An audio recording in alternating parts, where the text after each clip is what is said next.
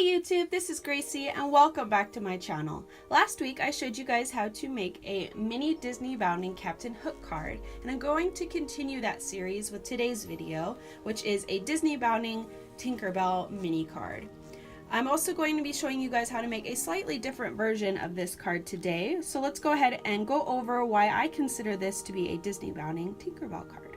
Now, as you know, Tinkerbell does wear green leaves, and so that's why I decided to use a bunch of different sized die cut leaves on the front of my card today. I also included this gold ribbon to represent the pixie dust that she has, because she is a fairy. And I used these two little white pom-poms, just like the ones on the tops of her shoes. Now, for those of you who are just as obsessed with Disney as I am, you may be thinking, why didn't you use a blue ribbon instead of a green one to represent the bow in her hair? Well, with the color combination, I just decided to carry on with the green color. And as you can see here, there is a little tiny thread tied around the ribbon, just so that I didn't have to use glue or use more ribbon and make it look a little different. I also kind of liked the look of this because it almost looks like maybe Tinkerbell herself made the card. She is a Tinker Fairy, and so she gets very creative with the materials that she uses. Now, to achieve the look of the leaves here, like I said, I did layer them, but in the very beginning I started out with this die cut here, and I did it with green cardstock. Then I also included some different color mists just to add more dimension and more shimmer as well, and I'm going to be showing you guys how I did that in just a minute. On the very back side, I left it blank. I was going to cover it, but I decided to just let the ribbon show, because again, I kind of like the idea of maybe Tinkerbell made this card for your friend. And on the very back side, I did include my G stamp. Now, for those of you who are experts at stamping or card making, you will probably realize how much of a mistake I did make. So this is my Artsy gold putty that I tried to use on a rubber stamp. So if you are that knowledgeable, you'll know that that was not a good idea. But it ended up turning out quite awesome. I was really excited with the way that this turned out. It just, instead of it being all gold, it had this kind of weird outline with my G stamp. And then I went ahead and used some Stickles and just added a little bit here and there to make it look even more like some pixie dust just happened to land on the card in the shape of a G. So there you have it. There is your entire Tinkerbell card. Now I'm going to show you guys how to make a slightly different version with just a little bit of spray. And now all I did to dye the leaves, the different shimmery colors, is I've laid them all down on a piece of large paper. But for this video today, I'm going to show you guys how to make or dye the cardstock itself.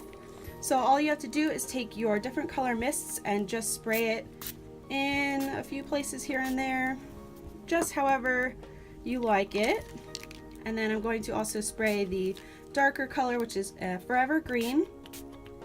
And the cool thing about these sprays is that if you let them sit in between each color, they will be a little bit more vibrant, but they're always turn out a little bit differently. And if you do it all at once and leave it wet, you will also sort of get a watercolor effect, which is kind of cool. But I'm trying to let it be a little bit speckly, so I'm not letting it blend too much. Now the next one I'm using is the Perfect Copper, and I just want this to be lightly spritzed so it will give more of a speckle look, because again, Tinkerbell is wearing green leaves. She's not fall leaves, so we're going to just lightly spray that and kind of let it just speckle across the page. And last but not least, I'm using my Sunflower Sparkle, which as you can see is my favorite spray. I've used this for a lot of different things. It's basically just a gold mist. I'm just going to lather that on there because I love the way that the gold looks. Now this is pretty much what I did for the leaves on top of those, but now I'm going to show you what it will look like once you have just a regular piece of cardstock. So we'll go ahead and put that aside. Normally you would want that to sit and dry for about 5 minutes or so, and then you'll come in and kind of look like this. Now this is a little bit further ahead here, but I'll go ahead and go over what I did. So I took that plain piece of cardstock that I just spritzed, And I layered on all the different outlines, the different shapes. I used medium and large from the die cut that I showed you guys here. And I did the medium, then large, then medium, and then large once again. And all I did to glue that down was I used my Simply Defined adhesive, and I put it in a smaller little pour spout here. That way it's a little less messy and you can get it onto those areas that you need it most. Then I just placed those down and let that dry. The next step I did was wrapped my gold ribbon that I had here and tied it in a knot in the center. After that, I took my little pom-pom ribbon, which I used in a previous video. If you guys want to take a look at that, I did another Tinkerbell card, and that was for my New Year's Eve Disneybounding card. So I wanted to just use the pom-poms, and I found it easiest to just pull it apart. These little pieces literally just come off, and then you can pull the ribbon just like that. And once you do that, you'll want to cut that off and then take 2 pom-poms and tie them around the ribbon in the center here. Now I just double knotted those so that they would stay, and if you want to come in, you can always cut off those excess strings, but I'm going to just tuck them behind because they won't really show as much, but if that really does bother you, feel free to cut those off. This is the next step here. I just made a little bow in some green ribbon. This is the ribbon here that I got from the scrapbook store quite some time ago. And I'll just go ahead and lay that on top there. And I'm going to take this yellow ribbon. Now this is where you can maybe use your blue ribbon or just some blue string if you really wanted to include that little bit of blue in there from Tinkerbell's blue ribbon in her hair. And I'm just going to cut off a small piece and hopefully be able to tie this on for you guys right now. And I just, like I said, I really liked the way that this kind of looked like really handmade and almost like Tinkerbell herself had made it. So let's see if I can knot it here. Tie it around. Let's see here. Okay. And if you want to tie it once more, that might be a little bit more secure. So let's go ahead and attempt to do that as well.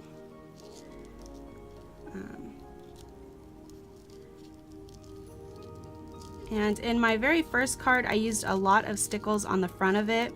On this card, I'm keeping it a little bit more simple just because I used the gold glitter ribbon on there, and I think that's quite enough on there for my liking.